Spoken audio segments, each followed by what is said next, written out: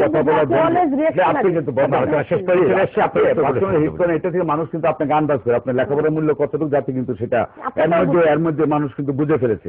স্বাধীনতার ঘোষক মানুষ কিন্তু আপনার সম্বন্ধে জাজমেন্ট করতেছে। স্বাধীনতার ঘোষক শহীদ রাষ্ট্রপতি জিয়াউর রহমান দিয়েছেন, আমরা মুক্তিযোদ্ধারা সেদিন আমরা গিয়েছি, সেখানে জিয়াউর রহমান কারো কাছে অ্যারেস্ট হয় নাই এবং বঙ্গবন্ধু বাংলাদেশের মাটিতে ডক্টর কামাল হোসেনকে নিয়ে কেন অ্যারেস্ট হয়েছিলেন সেই ইতিহাসও জাতির কাছে লিপিবদ্ধ করা আছে। কাজে এগুলির বিতর্ক অনেক আগে শেষ হয়ে গেছে। বর্তমান বিতর্কে আসেন, দেশটাকে লুণ্ঠন করে ধ্বংস করে দিয়েছেন, টাকা লুটপাট করে দেশ থেকে সব সরিয়ে ফেলেছেন, এইগুলি জাতির কাছে বের হবে। কার সিটিজেনশিপ পদ্মা ব্রিজ হয় নাই, কার সিটিজেনশিপ কার পাসপোর্ট সিজ করা হয়েছে কানাডায়, যে লোকের জন্য পদ্মা ব্রিজ হয় নাই তাকে দেশপ্রেমিক বলেন। আর আমাদের দেশে যে প্রথম সন্তান ডক্টর ইউনূস নোবেল প্রাইজ পেল, তার বিরুদ্ধে মামলা ঠুকাইয়া দিচ্ছেন। এই হল আপনাদের ইজ্জত বোধ, এই হল আপনাদের শিক্ষা, এই হল আপনাদের পারিবারিক জ্ঞান, পারিবারিক মর্যাদা বোধ, মানুষের প্রতি এই আপনাদের মূল্যবোধ। এগুলি জাতি অনেক বিবেচনা করেছে। ডক্টর ইউনূস যে ইউনূস সারা বিশ্বের বুকে বাঙালি জাতির জন্য গর্ব বয়ে এনেছে এবং সম্ভবত সে আরেকটা নোবেল প্রাইজ পাবে, সেই ইউনূসের বিরুদ্ধে আপনারা 9টা মামলা ঠুকিয়ে দিয়েছেন। সেই ইউনূসকে আপনারা সুদখোর মদখোর এইসব সমস্ত কিছু বলতেছেন। তার গ্রামীণ ব্যাংকে এখন আপনারা খাইতে চাচ্ছেন।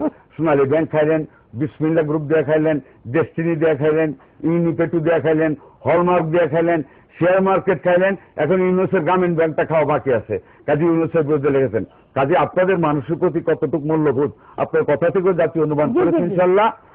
এবং আগামী নির্বাচনে আমি শুধু লজ্জা বোধ করতেছি যে একজন শিক্ষিত মানুষ কিভাবে মানুষকে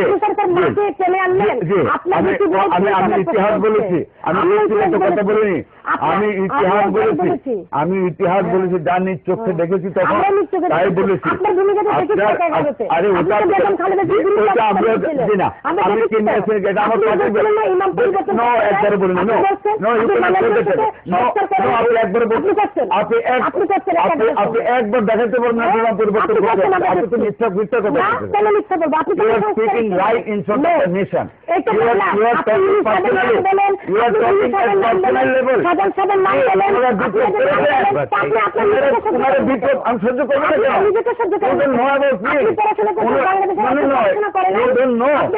আরে পড়াশোনা করেছি, আমার সার্টিফিকেট অনেক বাড়ি,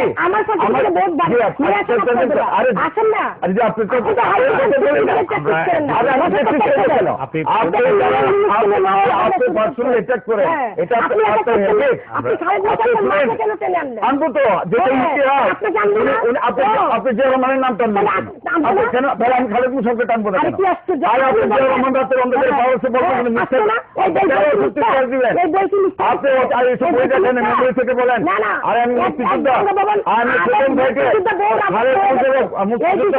মুক্তিযোদ্ধা আপনাদের রাজাকার আছে, আপনার বর্তমান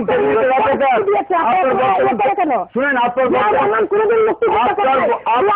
খালাস করতে গিয়ে জিয়া রহমান আপনাদের সিদ্দিকীকে রাজাকার বলেন। জাতি জানে আপনাদের তাদের সিদ্দিকীকে রাজাকার বলে যে দল মুক্তিযুদ্ধের দল না, যারা তাদের সিদ্দিকীকে রাজাকার বলে তারা মুক্তিযুদ্ধের দল না। যারা আপনারা প্রথম শুনেন যে এই কথা বললেন না রাজাকার, আপনারা 93 সালে আল্লাহ প্রথম রাজাকার বানিয়েছেন আপনারা, 93 সালে রাজাকার বানিয়েছেন আপনারা। ক্যাবিনেট অফ রাজাকার, ক্যাবিনেট অফ রাজাকার।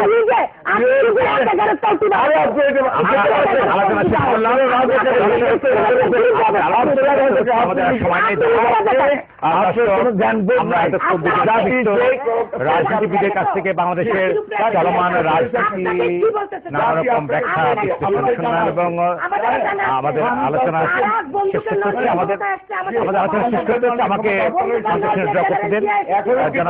জনাব জনাব আমাদের আলোচনা শেষ করতেই হচ্ছে। আর দর্শক, আমরা এতক্ষণ দুজন বিশেষ রাজনীতি